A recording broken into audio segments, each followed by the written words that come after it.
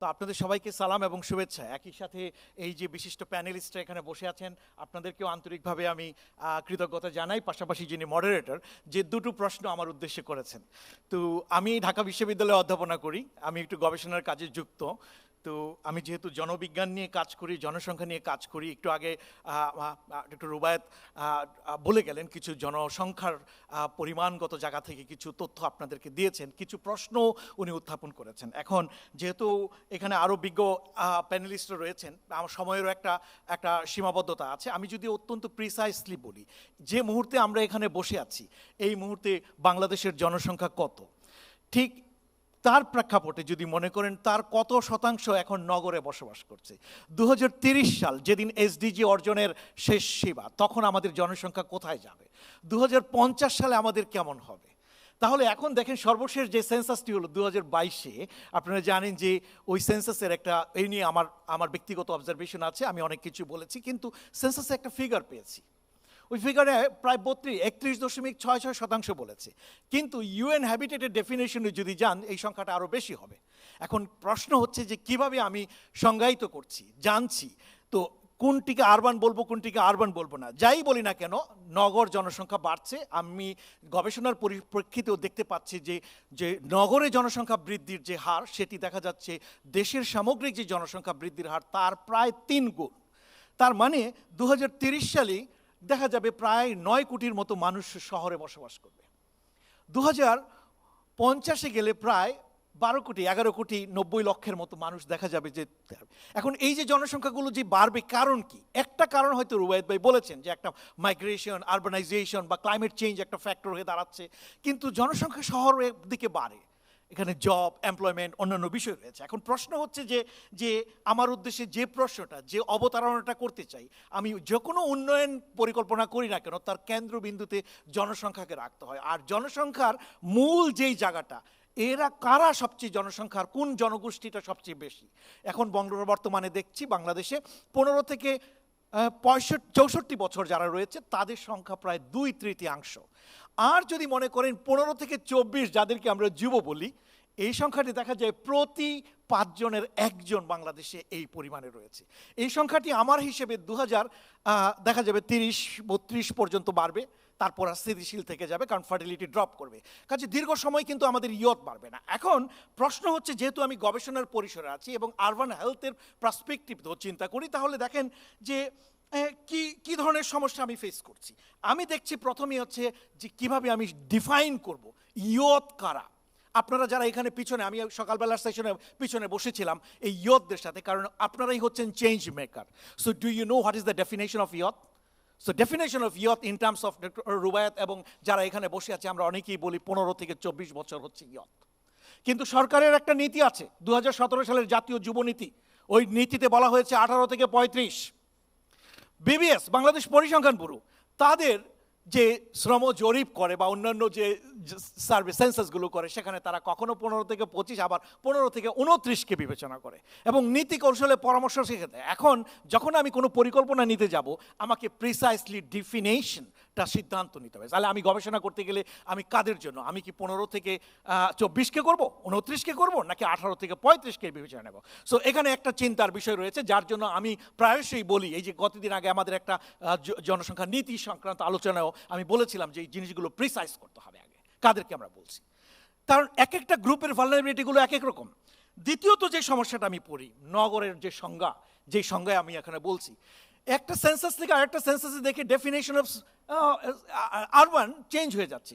Growth সেন্টারগুলো add হবে কি হবে না, একবার যুক্ত করা হয়, একবার বের করে দেওয়া হয়, আবার যুক্ত করা হয়। অপারেশনাল ডেফিনেশন একটা বড় চ্যালেঞ্জ আমি দেখি, কাকে আমি আরবান বলবো, কাকে আমি আরবান বলবো না, সেটি হচ্ছে ব্যাপার। এবং যেখানে আরবান হেলথ সার্ভে বলে 2021 একটা সার্ভে আছে, যেটা আজকের এই কনফারেন্স থেকে হয়তো আপনারা লিঙ্ক করতে পারবেন, ওই রিপোর্টটাও যদি পড়বেন, দেখেন লেখা আছে ওখানে যে কি স্লাম, নন স্লাম, আদার আরবান, এই 3টি ক্যাটাগরি করা হয়েছে।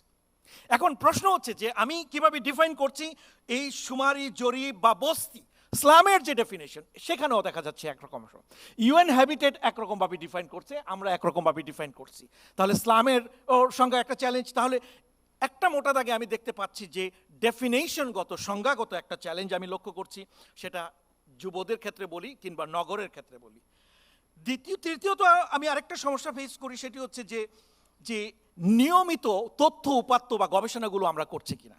দেখেন, আরবান হেলথ সার্ভে 2006-তে প্রথম হলো, 2013-তে হলো একটা, এরপরে 2021 হলো, পরবর্তীটা কবে আমরা জানি না। কিন্তু দেখেন কোনো বিরতি ইন্টারভেল করা হয় না। যখন পলিসি নীতি নির্ধারণ করতে চাই তখন আমরা এক্সাক্ট ইনফরমেশন চাই, যার ভিত্তিতে বা আপডেটেড তথ্য চাই। তাহলে ওখানেও একটা ঘাটতি রয়েছে। আমি আরবান হেলথের বা আরবান মাইগ্রেন্ট উইমেনদের নিয়ে ক্যানাডার ম্যাকগিল বিশ্ববিদ্যালয়ে পোস্ট ডক্টরেট করি, তখন আমার ডেটার দরকার ছিল। তো আমাকে যেটা করতে হয়েছে যে দেখা গেল যে এই উপাত্ত পেতে একটা সার্ভে করার পর তো 7 বছর লেগে গেছে এটা অ্যাভেলেবল করতে। সো ওই জায়গাগুলো আমাদেরকে চ্যালেঞ্জ ফেস করতে হয়েছে। যাই হোক, আশা করি ভবিষ্যতে সেটা হবে না, আমরা একটা রূপান্তর পরিবর্তিত সমাজে যাচ্ছি। তৃতীয়ত, তাহলে দেখা যাচ্ছে নির্দিষ্ট সময় বা জরিপের মধ্য দিয়ে এই এই জরিপগুলো হচ্ছে না, বা জাতীয় যুব জরিপ বলে একটা জরিপ করার কথা আছে, যেটা 2017 সালের মানে যুব নীতিতে বলা আছে। এখন পর্যন্ত আমার দৃষ্টিতে আমি জানি না যে এই যে যুব শুমারি বা যুবদের চাহিদা নিরূপণ বা যুবদের বিষয়ে গবেষণা প্রকাশনায় ঘাটতি আমি লক্ষ্য করছি। তারপর কি দেখতে পাচ্ছি? গুণগত উপাত্তের ঘাটতি, যেটাকে আমি বলি যে মানে কোয়ালিটি ডেটা, যার ভিত্তিতে আমি পরিকল্পনা করবো সেই উপাত্তগুলো কোয়ালিটি গুণগত মানসম্পন্ন কিনা, সেটি একটা দেখার বিষয় রয়েছে। আরেকটা যেটা অত্যন্ত চমৎকার করে ডক্টর রুবায়েত বলে গেলেন যে নগর স্বাস্থ্যে অর্থায়ন, ফান্ডিং, ফাইন্যান্স একটা বড় জায়গা। সিটি গভর্নমেন্টের যে গভর্নমেন্ট রয়েছে, নগর স্বাস্থ্য আপনারা জানেন বেশিরভাগই হচ্ছে সিটি কর্পোরেশন, তাহলে ওখানে একটা প্রবলেম রয়েছে, তাদের নিজস্ব ফান্ডিং নেই। সরকার থেকে যে বরাদ্দ দেওয়া হয়, আজকে সকালবেলার স্বাস্থ্য উপদেষ্টা সহকারী, যিনি আমাদের সহকারী উপদেষ্টা রয়েছেন, উনি প্রতিমন্ত্রী মর্যাদায় ডক্টর সাইদুর রহমান চমৎকার করে বলছিলেন, কিন্তু উনিও বলছিলেন শিক্ষা স্বাস্থ্য গুরুত্বপূর্ণ। কিন্তু আমরা কি দেখতে পেয়েছি? আমরা দেখতে পেয়েছি 8 জন পিএইচডি হোল্ডার, 6 জন প্রফেসর, তারা শিক্ষা এবং স্বাস্থ্যে গুরুত্ব দেওয়ার মতো, এত অবদান রাখার মতো পরামর্শ আমাদেরকে দেননি। আমরা দেখতে পেয়েছি যে বাজেটটা দিয়েছে, বাজেটে শিক্ষা এবং স্বাস্থ্য খাত হচ্ছে এখন পর্যন্ত অবহেলিত। আমরা চেয়েছিলাম যে মানব পুঁজি, আমরা এই বিপ্লবের পর, পরিবর্তনের পর, চেঞ্জের পর পেয়েছিলাম যে মানব পুঁজিতে বিনিয়োগ করবে। আজকে যে আমাকে যে মডারেটর বললেন 2036 সর্বোচ্চ, আমরা হচ্ছে 2051 পর্যন্ত ম্যাক্সিমাম, 2036-এর পরে আমাদের মানে অবস্থাটা পরিবর্তন হয়ে যাবে। ওল্ডার এইজ, যেহেতু সাইদুর রহমান সাহেব যথাযথ বলেছিলেন যে ওল্ডার পপুলেশন বাড়বে, কাজেই আমরা সেই সময়ের জন্য প্রস্তুত হওয়ার জন্য দরকার ছিল এখনই বিনিয়োগ করা হেলথ এবং এডুকেশনে। যে পরিমাণে সেই বিনিয়োগটা আসেনি। আরবান হেলথ তো অত্যন্ত নেগলেক্টেড, যেটা ডক্টর রুবায়েত রাইটলি বললেন যে অবহেলিত জায়গা।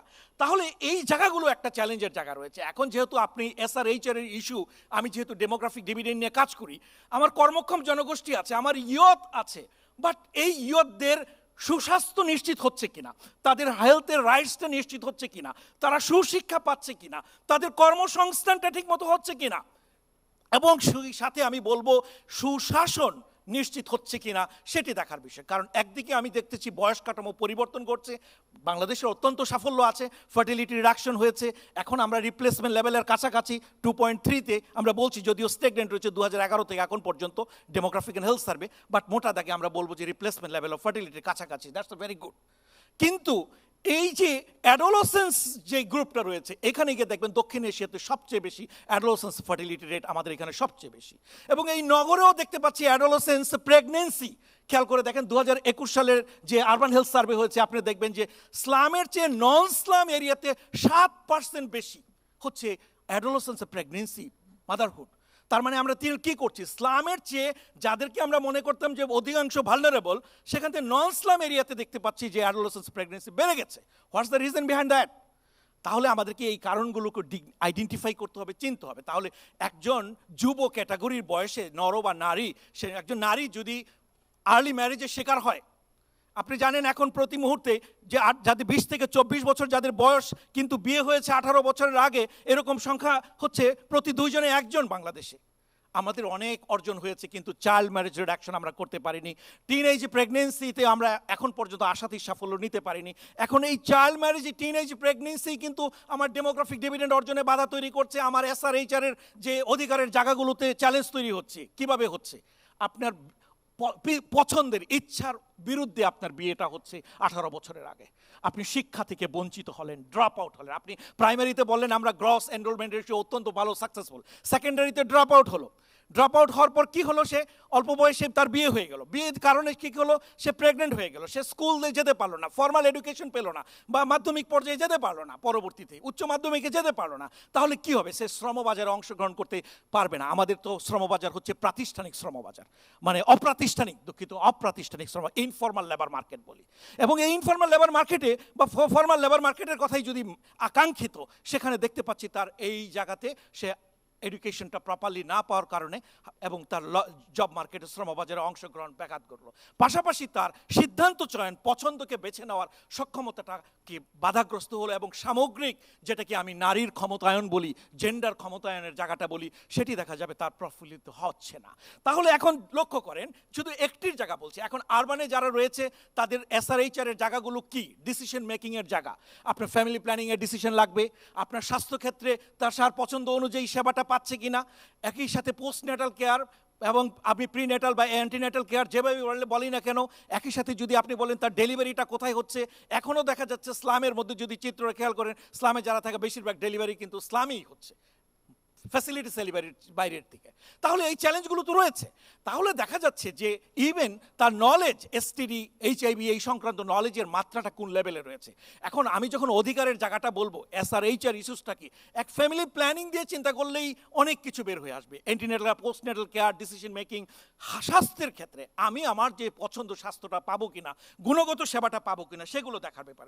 যাই হোক, আমি আর বেশি কথা বাড়াবো না, কারণ শুধু এই কথাটুকুই বলবো যে দেখেন, স্বাস্থ্য হচ্ছে মানব পুঁজির গুরুত্বপূর্ণ জায়গা। আপনার স্বাস্থ্য যদি খারাপ থাকে, ইয়তদের যদি অপুষ্টিতে ভোগে, সে প্রোডাক্টিভ লেবার ফোর্স হিসাবে যে পরিমাণে তার কাজ করার কথা, সেই কাজটা সে করতে পারবে না। তাহলে কি হবে, আমি নিজেও গবেষণা করেছি শতবর্ষ পূর্তিতে ঢাকা বিশ্ববিদ্যালয়ের পক্ষ থেকে, যে গত এই যে স্বাধীনতার পর থেকে এই 2020 পর্যন্ত আমরা দেখলাম যে এই যে স্ট্রাকচার ট্রানজিশনের কারণে কোথায় বিনিয়োগ করলে বেশি আউটকামটা আসবে।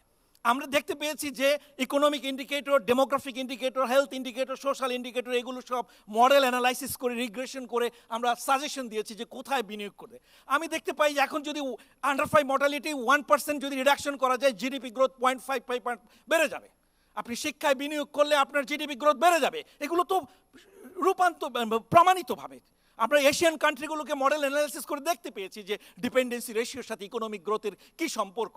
কিন্তু মোটা দাগে আমি বলবো যে হেলথ, যেটাকে আমরা বলি যে মানব পুঁজির অন্যতম গুরুত্বপূর্ণ সূচক, এইটা যদি বাধাগ্রস্ত হয়, অপুষ্টি যদি থাকে, সে যদি যথাযথ সেবা না পায়, যেটা আমি বলছিলাম যে প্রজনন স্বাস্থ্য ক্ষেত্রে যদি ওইটা না হয়, তাহলে সেটি কি হবে, তার অর্থনৈতিক যে জায়গাটি সেটি ঘটবে না। আপনারা জানেন যে আমাদের যারা শিক্ষা, প্রশিক্ষণ বা কাজ, এর কোনোটির মধ্যেই নেই, যাদেরকে বলা হয় নিট, এই সংখ্যাটি সেন্সাসে দেখতে পেয়েছি অনেক বেশি, স্যাম্পল ভাইটাল স্ট্যাটিস্টিক্সেও দেখতে পাচ্ছি যে প্রায় 40%, যাদের 15 থেকে 24 বছর বয়স্ক যারা, তাদের মধ্যে প্রায় 40%, এদের মধ্যে নারীরাই রয়েছে সবচেয়ে বেশি, প্রায় 60%। কাজে এরকম একটি বাস্তবতায় আমরা যখন উন্নয়নের স্বপ্ন দেখি, আমরা পরিবর্তনের কথা বলছি এবং ইয়তদেরকে চেঞ্জ এজেন্ট হিসাবে বলছি, আমাদের ইয়তদেরকে বিনিয়োগ করতে হবে তাদের যে আনমেট নিড, ফ্যামিলি প্ল্যানিংটাও যদি দেখেন ওই এজ ক্যাটাগরিতে সবচেয়ে বেশি।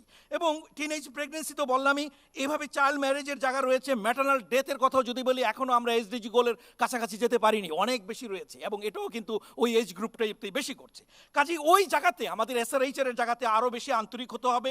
এবং মোটা দাগে যেটা বলতে চাই আপনাদেরকে, যে আমাদের এই যে কন্ট্রাসেপশন, ফ্যামিলি প্ল্যানিং, টিনেজ বা unintended pregnancy, antenatal care, postnatal care, even gender base ভায়োলেন্সের জায়গাগুলো, STD, এই জায়গাগুলো কিন্তু আমাদের SRHR এর ইস্যুতে অত্যন্ত গুরুত্বভাবে আসা উচিত। আমি বলবো যে আমাদের ইয়তদের উপর বিনিয়োগ করতে হবে, ইনভেস্ট করতে হবে, ফ্যামিলি প্ল্যানিংকে আরও এক্সারসাইজ করতে হবে। এই ফ্যামিলি প্ল্যানিং মানে শুধুমাত্র জন্ম নিয়ন্ত্রণ পদ্ধতি ব্যবহার নয়, ফ্যামিলি প্ল্যানিংয়ের জায়গাটাকে আরও ব্রডার জায়গা, it's a human rights issue. এবং ওই জায়গাতে যদি যাই, নারীদেরকে যদি আরও বেশি ক্ষমতায়িত করতে পারি, তাহলে দেখা যাবে স্কিল ডেভেলপমেন্ট যদি করতে পারি, জব যদি তৈরি করতে পারি, সেটি হয়তো বা কাঙ্ক্ষিতভাবে আমার উন্নয়নকে ত্বরান্বিত করবে। শেষ করতে চাই শেষ বাক্যটা বলে যে 1994 সালের কায়রো সম্মেলনে আমরা যে প্রতিশ্রুতি দিয়েছিলাম, সেখানে জনসংখ্যার গুণগত জায়গা, পরিমাণগত জায়গার পাশাপাশি গুরুত্ব দেওয়া হয়েছে অধিকারের জায়গা। আমরা উন্নয়ন বলি, কিন্তু উন্নয়ন এবং অধিকার এই দুটো একসাথে যেতে হবে। এবং এই সেটু যদি না ঘটে, তাহলে যেটি হবে, আমাদের মানবাধিকার লঙ্ঘন হবে, ক্যাপাবিলিটি, আমাদের ইয়তদের যে ক্যাপাবিলিটি, তাদের যে ডিগনিটি, সেই জায়গাটা বাধাগ্রস্ত হবে। আমি চাই না, আমাদের ইয়তদেরকে দেখতে চাই অত্যন্ত প্রগ্রেসিভ অবস্থায় তারা মানুষ হিসেবে গড়বে, তারা চেঞ্জ এজেন্ট হবে। এবং এই চেঞ্জ এজেন্টে আজকে যারা এখানে ভলান্টিয়াররা এখানে উপস্থিত রয়েছে, তারা কমিউনিটি মুভমেন্ট, সোশ্যাল মুভমেন্টে এগিয়ে আসতে হবে। আপনারা পরিবর্তন এনেছেন দেশের রাষ্ট্র ক্ষমতার মধ্যে পরিবর্তন, কিন্তু আপনাদের সমাজের ক্ষেত্রে পরিবর্তন আনতে হবে। আপনাদেরকে এই SRH এর ইস্যুসগুলো ধারণ করতে হবে। আপনার প্রযুক্তির পরিবর্তন ঘটছে, এখন মেগা ট্রেন্ডস ঘটছে, একইভাবে ক্লাইমেট চেঞ্জ পরিবর্তন হচ্ছে, পপুলেশন ডিনামিক্সে ফার্টিলিটি চেঞ্জ হচ্ছে, এইজিং পপুলেশনের দিকে ধাবিত হচ্ছে। আমরা নতুন এক বাস্তবতায় আছি এখন। এই বাস্তবতায় আমাদের তরুণদেরকে তৈরি হতে হবে। আমি বলবো যে আপনারা শিক্ষা, স্বাস্থ্যে আরও বেশি সচেতন হবেন এবং অ্যাওয়ারনেস তৈরি করবেন। কমিউনিটি এম্পাওয়ারমেন্টের জন্য আপনাদের যার যার পরিসর থেকে কাজ করবেন। সরকারের কাজ হচ্ছে যে নীতি কৌশলগুলো যাতে যথাযথভাবে প্রণয়ন হয়, বাস্তবায়ন হয়। যুবদের ক্ষমতায়নের জন্য, প্রজনন এবং স্বাস্থ্য এবং অধিকারের জায়গাটা নিশ্চিত করার জন্য আমি একটা জায়গা বলবো যে মনে রাখতে হবে আমাদের প্রতিটা ইয়ত যেন প্রয়োজনে মানসম্পন্ন সেবা পায়। দ্বিতীয়ত, তারা যাতে সেবা পেতে গিয়ে কোনো আর্থিক অনটনের মধ্যে না পড়েন। তৃতীয়ত হচ্ছে সেবা পাওয়ার ক্ষেত্রে কোনো ধরনের বৈষম্যের শিকার যাতে না হয়। আমরা সেই বৈষম্যহীন বাংলাদেশ নির্মাণ করতে চেয়েছি। আশা করি এই ইয়তদের নিয়ে, আপনাদেরকে নিয়ে আমরা সে পথে এগিয়ে যাব। সুস্বাস্থ্য হবে উন্নয়নের হাতিয়ার, এটি হবে জনমিতিক লভ্যাংশ অর্জনের অত্যন্ত গুরুত্বপূর্ণ নিয়ামক। ধন্যবাদ আমার কথা শোনার জন্য।